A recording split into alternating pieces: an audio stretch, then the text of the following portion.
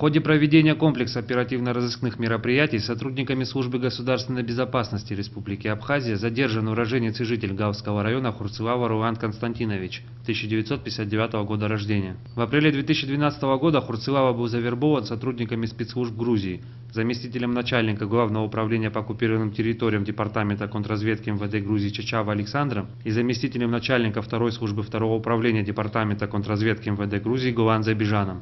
Я, во-первых, с ними никогда не сотрудничал. Сотрудничество было это угрозами, угрожая лично мне, мою семью. Вот. Мне было сказано, что вот у вас 4 залета, вы не граждане Грузии, не граждане Абхазии. Надо помочь, что пойти против русских. Заговор не против русских, заговор русских. Один назвал Бежана, второй назвал Саша.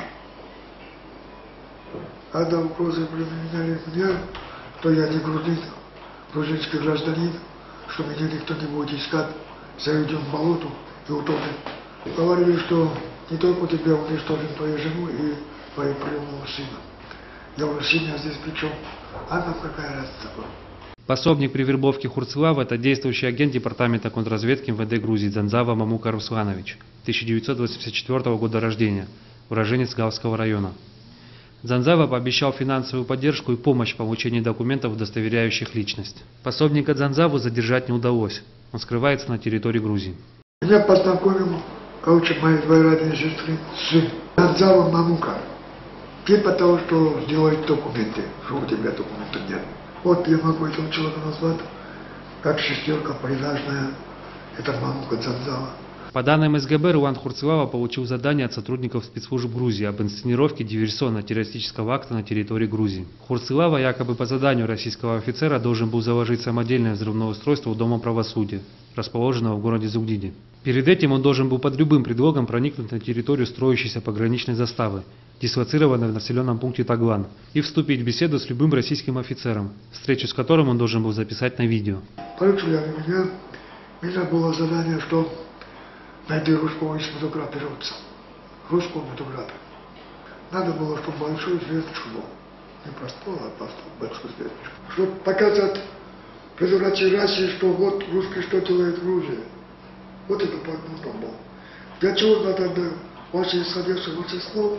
Вот эта камера, почему я должен был снимать русскую, именно офицер. Это Мамука Дзанзава. Он принес ко мне где-то около 3 часов,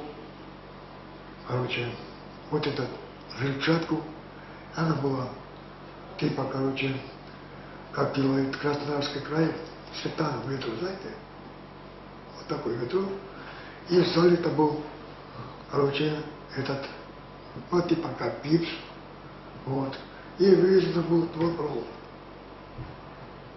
И этот ветром относился к пульту управления.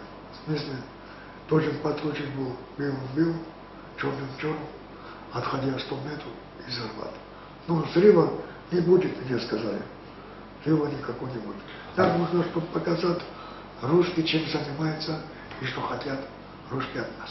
Я поставил на ведро, отошел 3 метра, подбежали ко мне 3 служащих спецслужб, закрутили руки-ноги и ставили на землю. За выполнение задания провокации сотрудники спецслужб Грузии пообещали Хурцилаве $10 000 США, квартиру в пригороде Тбилиси, автомобиль и работу с ежемесячным заработком. В случае отказа ему пригрозили расправой над членами его семьи. Понимаете, человек бывает разный. Но у меня, я сам никогда в жизни не пошел бы. Ни тот премия, ни этот премия. Это насилие. Когда угрожает семью, жену, ребенку, самому жизни, тогда надо подумать, когда тебе наставляет пистолет. Значит, мне было обещано, по этой сделке, что $10 000, что квартиру, этот комплексный, машину марки, Opel новый, и еще что-то новую работу. После инсценировки диверсионно-террористического акта Хурцилаву увезли в город Тбилиси, где он на видеокамеру корреспонденту средств массовой информации Грузии заявил, что задание «самодельное взрывное устройство» ему дал российский офицер пограничной заставы в населенном пункте Таглан Гавского района. В последующем вся инсценировка диверсионно-террористического акта у Дома правосудия в городе Зугдиди была показана в различных репортажах грузинских и международных СМИ, а также посредством интернет-ресурсов. Мы возвращаемся к теме теракта в Зугдиди. Это видео распространило МВД Грузии. Сейчас вы можете его увидеть на своих экранах. Напомню, стало известно имя подозреваемого в подготовке теракта в Зугдиди в Западной Грузии. По информации МВД, это Роланд Хурцилава. По версии следствия, именно он перенес самодельное взрывное устройство из оккупированной Абхазии. Черный пакет со взрывчаткой обнаружили сегодня вблизи здания Краевой прокуратуры и обезвредили. Департамент конституционной безопасности ведет расследование. Стали знакомы военнослужащий подполковник Василий Васильевич пришел ко мне на дом, предложил дело. Я спросил, что за дело. Вот. Он мне сказал, пойдем расскажу. Я пошел с ним в машину, и мне говорит, привел на машину сел, привел на базу и объясняет, что надо Зугдидскую прокуратуру взорвать. Я говорю, я это не буду. Это, говорит, предательство, я не согласился. Я сказал, ты хорошо подумай, мне говорит, заплатим вам 80 тысяч рублей русских. Вот, я говорю, мне не надо деньги. Я отказался. А потом второй раз приехал. Короче, я сказал, да, возможности нету. Я говорю, сделаю. Он меня принес бон, я повел в Зугдиди прокуратуру. Чем я был задержан? Я сказал, что будто это меня дал, который не существует, короче, Иван Василий Васильевич, что дал. Ну, серьезно, если я сказал бы, кто действительно по моему соображению, Василий Васильевич, это выходит господин Бежана, так выходит по логике. Но я не мог назвать, я сказал, что Василий Васильевич, если я сказал бы, тут же меня камеру убили бы.